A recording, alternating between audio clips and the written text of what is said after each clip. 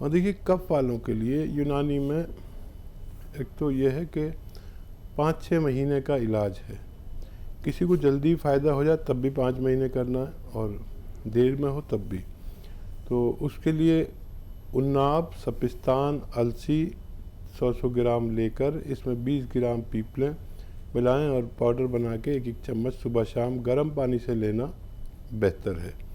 और इसके लिए एक माजून भी है, माजून आर